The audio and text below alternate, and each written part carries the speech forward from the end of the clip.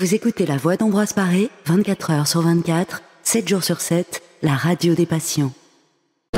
Bonjour à tous, je suis en direct de Lire à l'hôpital pour La Voix d'Ambroise Paré, c'est Pascal, une des bénévoles. Je suis en compagnie des autres bénévoles et d'un certain nombre d'écrivains qui nous ont rejoints aujourd'hui.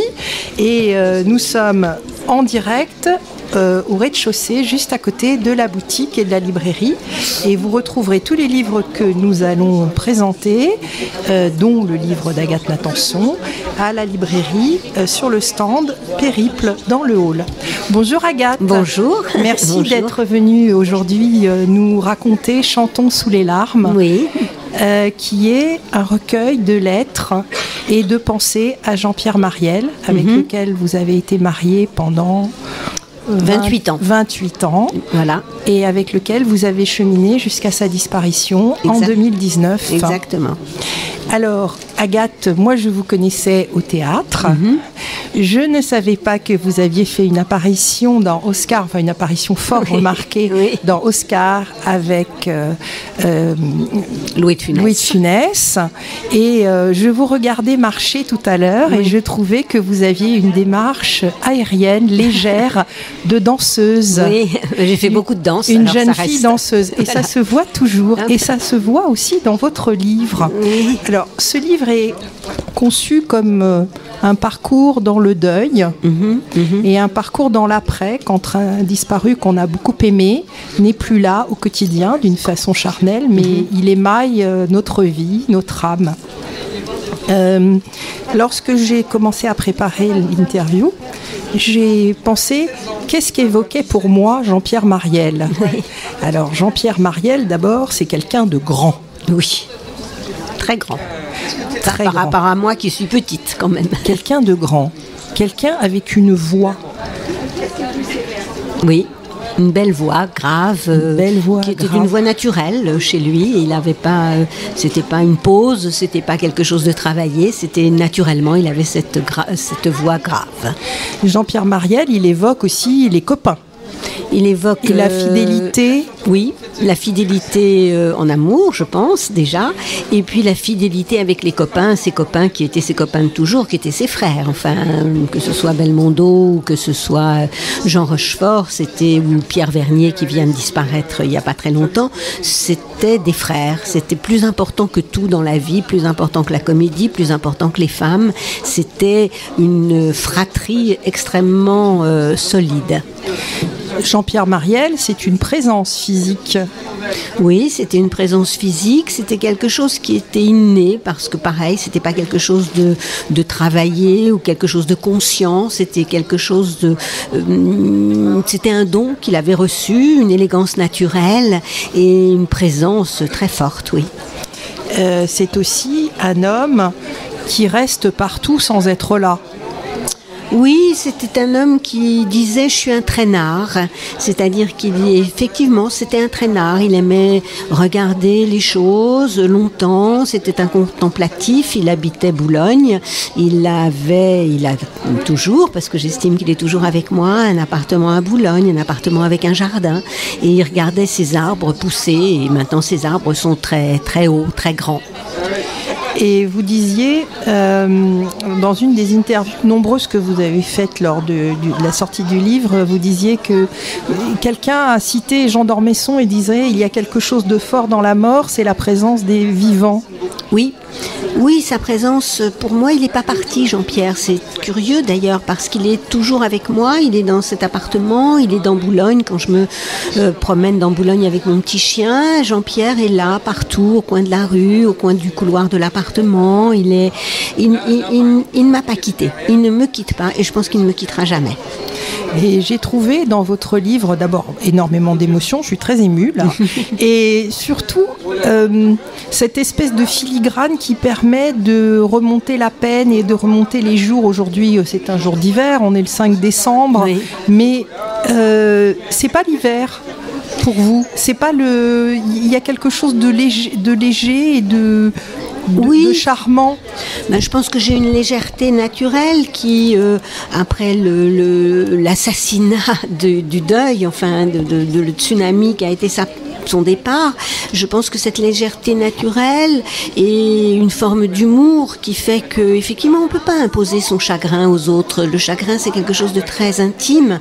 Donc à partir du moment où vous continuez de côtoyer les autres, vous ne pouvez offrir qu'une sorte de légèreté et un sourire. Sinon c'est trop lourd, c'est pas adapté. Donc le moment le plus difficile, je vais vous dire, c'est pas l'hiver, c'est pas le gris du matin, c'est le crépuscule. Voilà. Le moment du crépuscule est un moment difficile. Alors qu'est-ce que je fais au crépuscule? Eh bien, je promène mon petit chien dans les rues à Boulogne, voilà, pour la dernière promenade du soir. Et puis voilà. Et puis après, je rentre à la maison et où je sors. Ça dépend des jours, évidemment.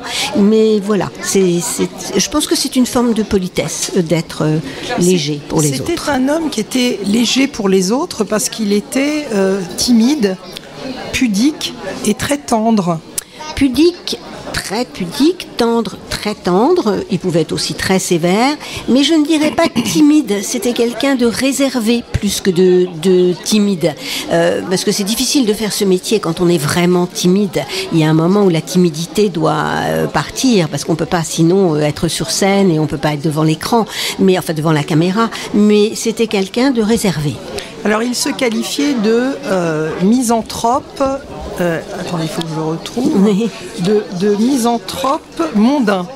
Oui, c'est-à-dire qu'il était misanthrope. Je dirais pas qu'il était misanthrope parce qu'il aimait profondément les gens, mais il était mondain, pas non plus mondain. Il était plutôt amical. Le cercle amical était très important pour lui, mais c'était aussi quelqu'un de très bien élevé. Donc quand les gens le rencontraient et qu'il devait avoir des contacts avec les gens, il était tout à fait capable de le faire. Alors, j'ai relevé de lui qu'il a dit, quand il a été nominé de nombreuses fois pour des prix, et qu'il n'a pas eu, malheureusement. Et il a eu un Molière. Il a eu un Molière pour Le Retour, oui. Et il disait qu'il n'était pas un acteur de tombola. Non. Oui, il estimait que les acteurs entre eux n'avaient pas à se juger, que le seul jugement possible, c'était le jugement du public. Or, pour tous ces prix, c'est pas le public qui vote, ce sont les acteurs entre eux, ou les producteurs, ou enfin les gens du métier. Donc, il trouvait que c'était pas juste, que c'était pas droit. Et quand on lui avait proposé un César d'honneur, parce qu'on lui avait proposé un César d'honneur, il a dit non, je ne veux pas de César d'honneur parce qu'on meurt dans l'année. Ce qui est assez vrai. En général, on donne les Césars d'honneur à des gens très âgés qui, effectivement, souvent disparaissent dans l'année même. Et il disait aussi qu'il adorait les cancres. Oui, il aimait bien les cancres parce qu'il disait aussi « je suis un traînard et si j'avais pas été comédien, eh ben j'aurais été un clochard parce que je traîne, je regarde les gens, je regarde les chiens, je regarde les maisons, je regarde les arbres. C'était un contemplatif. » Et j'ai relevé, il y a très longtemps, il y a eu un film qui est sorti qui s'appelait Signe extérieur de richesse en 1983, oui. Où il était le comptable en fait, oui. du personnage principal qui est Claude Brasseur, et il disait « je ne suis pas expert comptable, je suis expert en comptabilité ». Oui. Et le truc était posé, et j'ai trouvé que il avait toujours cette finesse dans le verbe qui était intéressante et surtout très drôle. Oui, c'était quelqu'un de très drôle, de plein d'humour. C'était étonnant, c'était quelqu'un qui avait des fulgurances, c'est-à-dire que tout à coup il pouvait sortir à un moment où on l'attendait le moins, quelque chose de très drôle, de très pertinent et de très drôle. Puis tout à coup, il pouvait s'absenter, puis il n'était plus là, ça pouvait être dans un dîner, ça pouvait être dans une soirée, il n'était plus là, il était avec ses pensées et tout. Et puis hop, il revenait et il sortait quelque chose de très drôle. Et on ne s'y attendait pas du tout. Vous faites en fait à travers ces lettres une très jolie description de ce que peut être le deuil blanc lorsque les gens progressivement disparaissent à eux-mêmes et aux autres, mais qu'ils le font en douceur. C'est-à-dire que vous le racontez en douceur, il y a certainement eu des moments plus difficiles. Ce deuil blanc dont on ne parlait pas du tout et qui frappe les proches des gens qui sont malades d'Alzheimer ou d'autres maladies neurovégétatives, comment vous l'avez vécu ? C'était quelque chose d'extrêmement douloureux. Disons que le deuil, il y avait le deuil blanc, effectivement, mais ce deuil blanc, d'abord on le voit, il arrive d'une façon insidieuse, assez lentement, et on s'y habitue, si j'ose dire, et j'ai trouvé que le pire dans la maladie n'était pas d'être tout à coup plus rien pour Jean-Pierre, parce qu'effectivement, il ne me reconnaissait plus à la fin de la maladie, mais j'ai pas trouvé que c'était le plus douloureux. Ce que j'ai trouvé de plus douloureux dans cette maladie, c'était de voir la personne s'effacer, disparaître, de perdre complètement sa personnalité, perdre complètement ce qu'elle était. Et c'était ça que j'ai trouvé le plus douloureux. Et d'ailleurs, juste j'en profite pour dire que je suis dans une fondation qui s'appelle l'AFRA, qui est la Fondation pour la recherche Alzheimer, et qui, je fais beaucoup de choses pour cette fondation, et notamment beaucoup de galas et de participation dans des émissions et dans des entretiens pour faire des levées de fonds pour cette fondation qui a beaucoup besoin d'argent pour la recherche, pour trouver enfin quelque chose qui éradique complètement cette maladie un jour. Merci beaucoup, Agathe. Je vous en prie. Eh bien, c'est le livre d'Agathe Natanson, Chantons sous les larmes, qui est une suite de lettres adressées à Jean-Pierre Mariel, qui a été son époux pendant plusieurs années, même longtemps, et qui nous permet de voir que le deuil peut être vécu au quotidien. Et en conclusion, je voudrais relire la phrase qui est en préambule du livre, qui est « Je voudrais que tu sois là, que tu frappes à la porte, et tu me dirais c'est moi, devine ce que je t'apporte, et tu m'apporterais toi ». C'est de Boris Vian. Et c'est la berceuse pour les ours partis. Merci beaucoup. Merci à vous. À bientôt, surtout. Agathe. Vous écoutez La Voix d'Ambroise Paré, 24 heures sur 24, 7 jours sur 7, la radio des patients.